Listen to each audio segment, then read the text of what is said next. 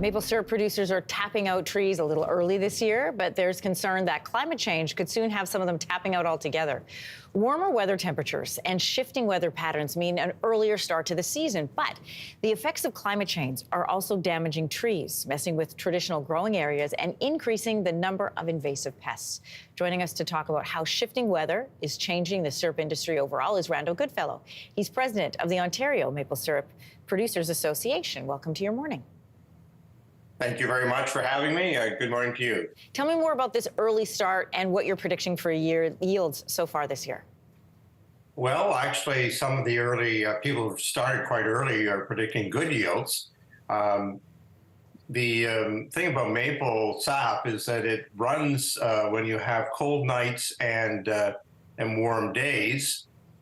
And so some people started having warm days much earlier than others. I think it's probably all across the province. There's been some traditional areas that usually start in February or started in January, such as the southern western part of Ontario. To this point, they're having good yields. What we're concerned about, of course, is just how long will the season last? We used to think it was 6 to 8 weeks at one point, and it was sort of 5 to 6 weeks, and then maybe it's less than that, who knows, as future goes on. Again, why that's important is that when it warms up and stays in the teens for a number of days in a row, the sap is no longer good to make into maple syrup. So it's a combination of, as you were saying, starting early, but it's how long, how many weeks will it run? So we're warming up earlier and faster in the spring. That's the challenge at the moment.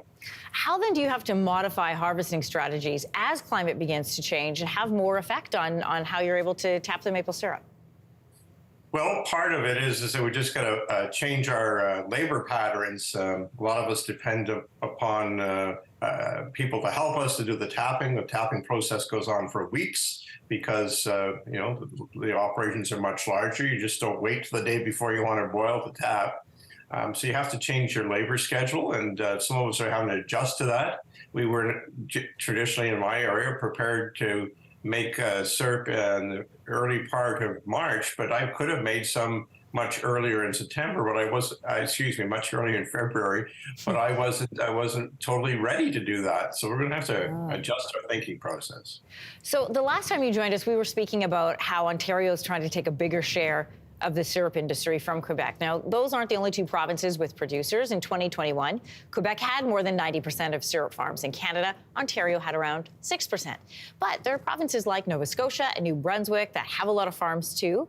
Do these climate changes vary region to region?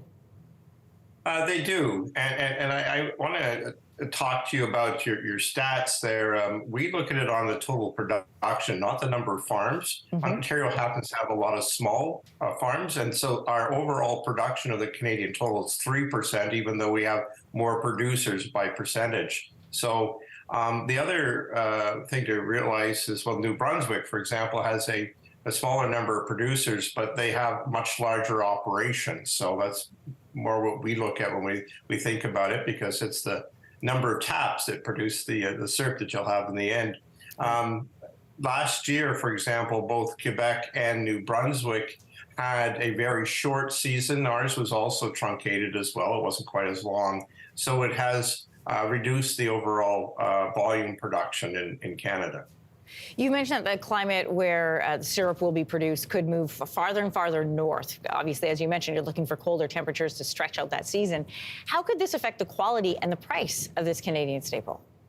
Well, as long as it's based upon a volume, in a sense, if the volume is there, the price remains, competitive. It remains what it has been, adjusted to inflation or whatever. As to the quality, I think it should remain the same. It's people follow the similar processes and similar sanitation and manufacturing processes, so it should remain the same. What we're seeing, though, is that as the operations want to get larger, they are having to move probably further north because there's more trees in concentrated stands. In the southern part of Ontario, you'll find that there's been field agriculture and there's fewer trees in any one location. So as you want to have a larger operation, you're probably moving farther north.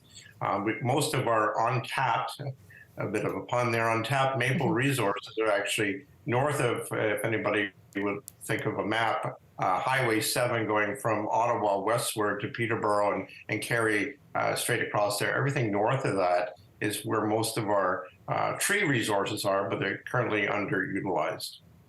All right, Randy Goodfellow, always good to catch up with you. And a reminder, this is an important story because right now Canada provides 75% of the world's maple syrup. Thanks for coming on. Yes. Thank you very much for having me. Hey, thanks for watching. If you liked this, be sure to subscribe here, or you can check out more Your Morning videos right here.